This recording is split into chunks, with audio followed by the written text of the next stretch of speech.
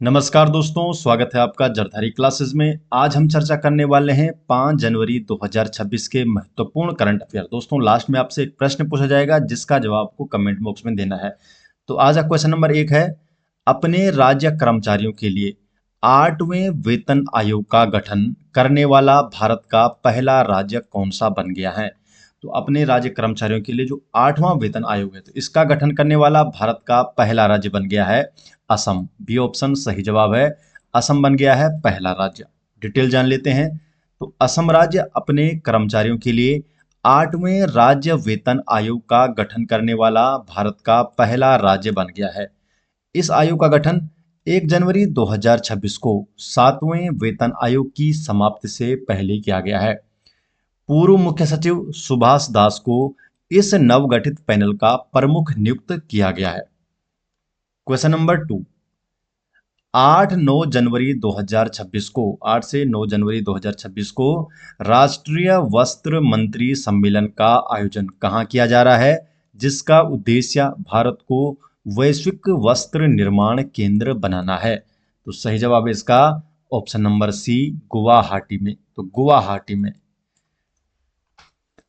वस्त्र मंत्रालय और असम सरकार ने संयुक्त तत्वाधान में गुवाहाटी में 8 से 9 जनवरी 2026 को राष्ट्रीय वस्त्र मंत्री सम्मेलन आयोजित किया जा रहा है। इस सम्मेलन की थीम होगी भारत का वस्त्र विकास, विरासत और नवाचार की बुनाई, India's textile weaving growth, heritage and innovation. इसका मुख्य उद्देश्य है भारत के वस्त्र उद्योग को 2030 तक यूएसडी 350 बिलियन और निर्यात को यूएसडी 100 बिलियन तक पहुंचाने की रणनीति तैयार करना। सम्मेलन का उद्घाटन केंद्रीय वस्त्र मंत्री श्री गिरिराज सिंह और असम के मुख्यमंत्री डॉक्टर हेमंत बिश्व शर्मा करेंगे। क्वेश्चन नंबर 3, वैश्विक औषधि सुरक्षा निगरानी में भारत ने विश्व स्वास्थ्य संगठन WHO की सूची में कौन सा स्थान हासिल किया है। तो WHO की सूची में भारत ने 8वां स्थान हासिल किया है। बी ऑप्शन 8वां स्थान। तो भारत ने वैश्विक औषधि सुरक्षा निगरानी में महत्वपूर्ण सुधार करते हुए विश्व स्वास्थ्य संगठन WHO की सूची में 8वां स्थान प्राप्त किया है। एक दशक पहले भारत इस सूची में 123वें स्थान पर था, जो अब दवा नियमन और रिपोर्टिंग प्रणाली में सुधार का परिणाम है। अब हो गया है 8वां स्थान।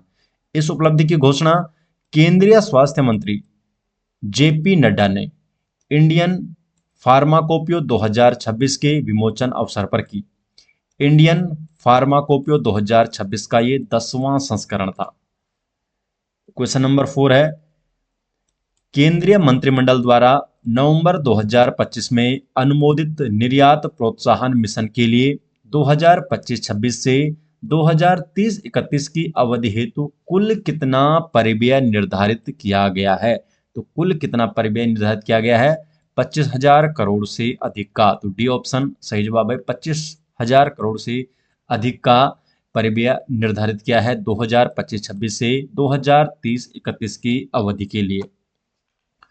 तो निर्यात प्रोत्साहन मिशन, एक्सपोर्ट प्रमोशन मिशन को केंद्रीय मंत्रिमंडल ने नवंबर 2025 में मंजूरी दी थी और इस मिशन के लिए 2025-26 से 2030-31 की अवधि हेतु कुल 25,000 करोड़ से अधिक के आउटले को अनुमोदित किया गया।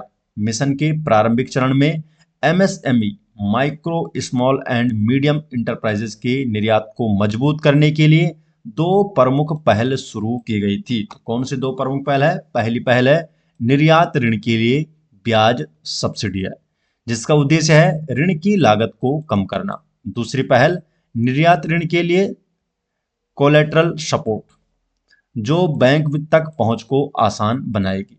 इस मिशन का उद्देश्य भारत की समग्र निर्यात प्रतिस्पर्धात्मकता, एक्सपोर्ट कॉम्पिटिटिवनेस को बढ़ावा देना और श्रम प्रधान क्षेत्रों पर विशेष जोर देना।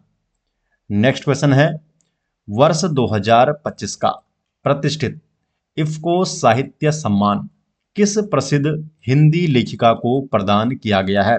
तो इफ्को साहित्य सम्मान जो वर्ष 2025 का किस हिंदी लेखिका को प्रदान किया गया है? मैत्रेयी पुष्पा को। बी ऑप्शन मैत्रेयी पुष्पा को। तो IFFCO IFFCO Indian farmer fertiliser cooperative limited ने वर्ष 2025 का साहित्य सम्मान प्रसिद्ध हिंदी लेखिका मैत्रेयी पुष्पा को प्रदान किया है। ये सम्मान उन्हें ग्रामीण समाज और कृषि यथार्थ पर आधारित उनके उत्कृष्ट साहित्यिक योगदान के लिए दिया गया है। इफ्को साहित्य सम्मान की स्थापना वर्ष 2011 में हुई थी और ये प्रतिवर्ष उन हिंदी लेखकों को दिया जाता है जो ग्रामीण जीवन को गहराई से अभिव्यक्त करते हैं। इसी समारोह में इफ्को युवा साहित्य पुरस्कार 2025 लेखिका अंकिता जैन को उनकी पुस्तक और एक किसान के लिए दिया गया है। क्वेश्चन नंबर 6, 3 जनवरी 2026 को भारत के उपराष्ट्रपति श्री CP राधाकृष्णन ने किस शहर में आयोजित 9वें सिद्ध दिवस समारोह की अध्यक्षता और उद्घाटन किया? तो इन्होंने कहाँ ये उद्घाटन किया है? चेन्नई में। सी ऑप्शन सही जवाब है। भारत सरकार के आयुष मंत्रालय ने 3 जनवरी 2026 को चेन्नई के कलाइवनार अरंगम में 9वां सिद्ध दिवस मनाया। तो कलाइवनार अरंगम में 9वां सिद्ध दिवस मनाया है और इस समारोह की अध्यक्षता और उद्घाटन किया है भारत के उपराष्ट्रपति ने श्री CP राधाकृष्णन। इस वर्ष समारोह का विषय था वैश्विक स्वास्थ्य के लिए सिद्ध चिकित्सा। इस बार की थीम रखी गई थी। ये दिवस सिद्ध चिकित्सा के जनक माने जाने वाले ऋषि अगस्त्य की जयंती के उपलक्ष्य में सिद्ध चिकित्सा दिवस मनाया जाता है। क्वेश्चन नंबर 7 है 11वीं भारतीय अंतर्राष्ट्रीय युवा नौकायान चैंपियनशिप 2026 का आयोजन किस शहर के बंदरगाह पर किया जा रहा है? तो ये कहाँ किया जा रहा है? चेन्नई। डी ऑप्शन सही जवाब है, चेन्नई में। तो 11वीं भारतीय अंतर्राष्ट्रीय युवा नौकायान चैंपियनशिप 2026 का आयोजन चेन्नई बंदरगाह पर किया जाएगा।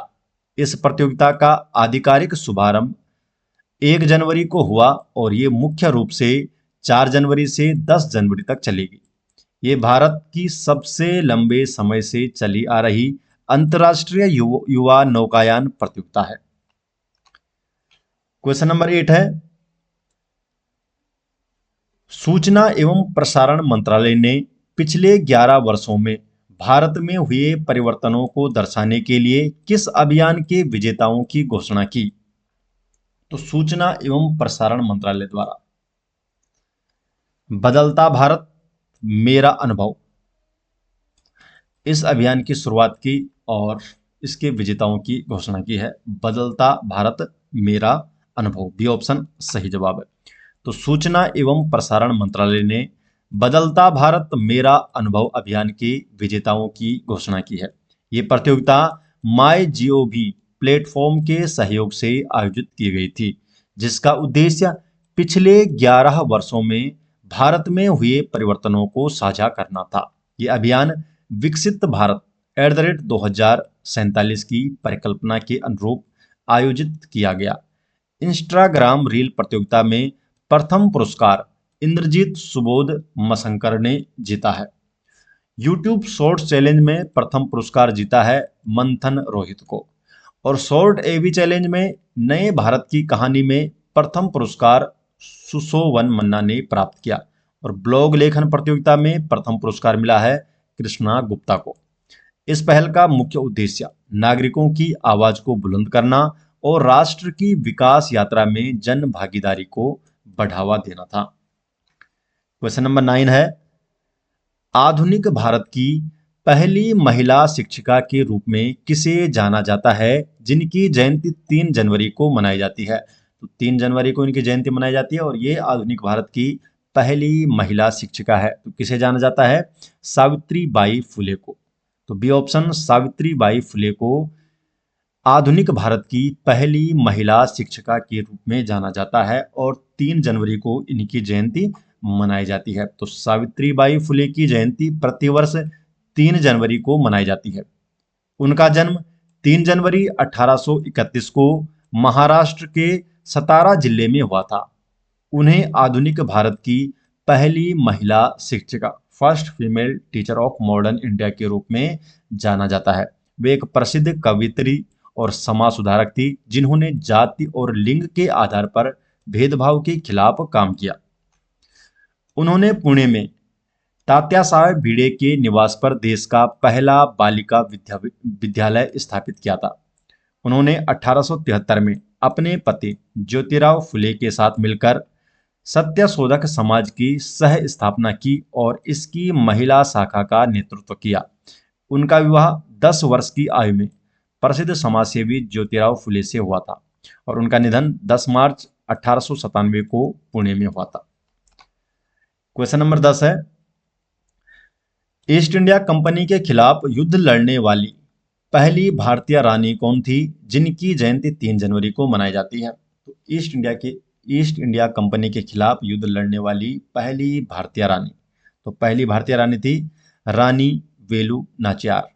तो रानी वेलु नाचियार थी पहली रानी जिन्होंने ईस्ट इंडिया कंपनी के खिलाफ युद्ध लड़ा और इनकी जयंती मनाई जाती है 3 जनवरी को। तो 3 जनवरी को भारत की पहली महिला स्वतंत्रता सेनानी रानी वेलु नाचियार की जयंती मनाई जाती है। उनका जन्म 3 जनवरी 1730 को हुआ था और तमिल लोग उन्हें गर्व से वीर मंगाई यानी बहादुर महिला के नाम से जानते हैं।